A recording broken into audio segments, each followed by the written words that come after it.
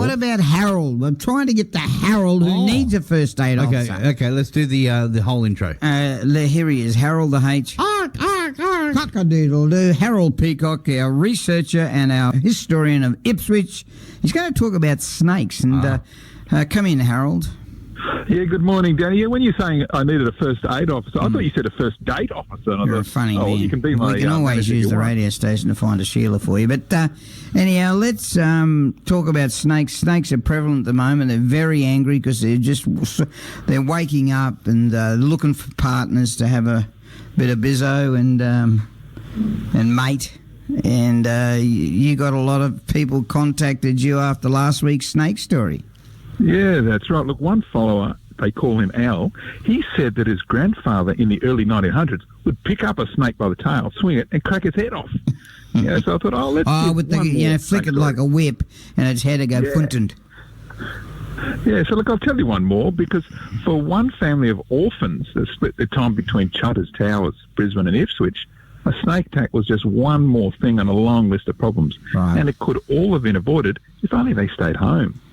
Now, it starts with Constable John McFadden. He was a policeman in Bathurst and then Ipswich in the 1850s and 60s. Gotcha. In 1857, he was responsible for the investigation of the Mount Macquarie murder that resulted in a former child convict being convicted and hung on the constable's evidence.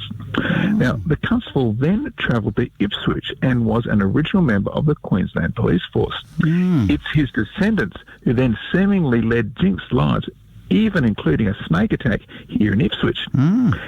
His daughter Sarah married Frederick Bowers in 1892.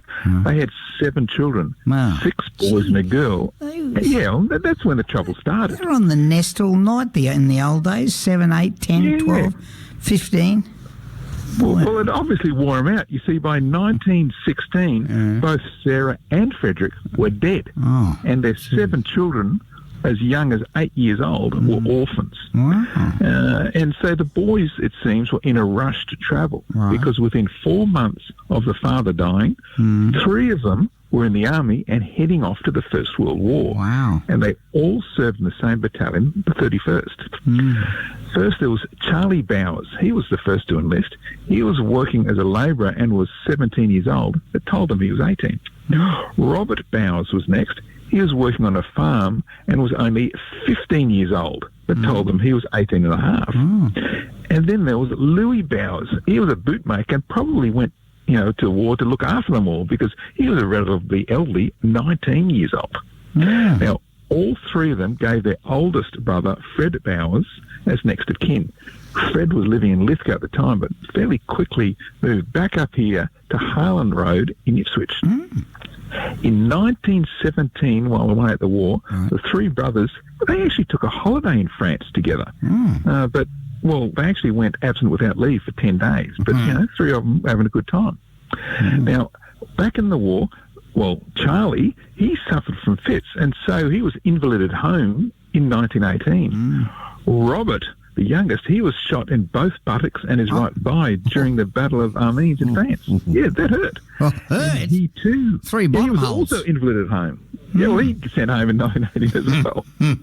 Now, the oldest of the 3, Louis, he died of influenza while still in France after the war was over. Now, and, of course, that was the dreaded Spanish flu that claimed millions of lives around the world. Now, back in Australia, Robert, that youngest who got the buttocks shot out, he again got wounded. This time it was a collision at the intersection of Gordon and Brisbane Streets in Ipswich. The horse he was riding collided with a bus at the same time that it collided with a motorbike. So there was carnage.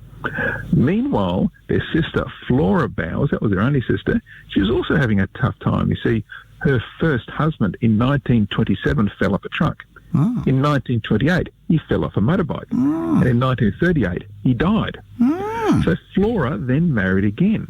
This time, she married a cousin on both her father's and mother's side, so she didn't look far afield. And then there was the youngest of the Bowers orphans, George Bowers. He was too young to go to the war. In 1921, he was working on a farm at Hagesley, just outside of Ipswich. He went out with the cows to keep them off the crops. Right. But but his dead body was found after lunch because he'd been attacked by snakes. Oh. And he was just 14 years old. Wow. And as for the oldest brother, Fred Bowers, who stayed home in Ipswich to be the next of kin for everyone, unsurprisingly, he lived the longest, passing away in Ipswich at the grand old age of 96. Wow. So, Danny, there's a lot to be said for staying home and listening to West Bremer radio on a Saturday morning, because the Bowers orphans proved it, that it's safer than running off to war, marrying your cousin, or even minding the cow. Wow, what a great story. And didn't they have big families back those days? Hello? Yeah, hello, are you convinced? Where did I get up to before you hung up on me? Well, I didn't hang up on you. I said, didn't they have big families back in those days? Well, they did, but it's safer to stay at home listening to you on West Bremer radio than travelling around the world and marrying your cousin and looking after cows and things, for sure. We got that part, see, and then for some reason, would you put the mute button on, did you? I would never do that to you, Dan. Well, look, how do we get a copy of this story and read it, or any other stories that you've put on your Facebook post? Yeah, you can go to all the socials for History Out There, or go to the website historyouthere.com. This story will be there in the morning, plus about 300 others about Ipswich. Oh, and they're all interesting. Great having you on the program, Harold. Thanks for your time. You'll hear Harold Peacock and on 4WK. When's he on there? Tuesday mornings. Tuesday mornings. You'll hear him here on West Bremer Radio about this time each week. It's now 8:19.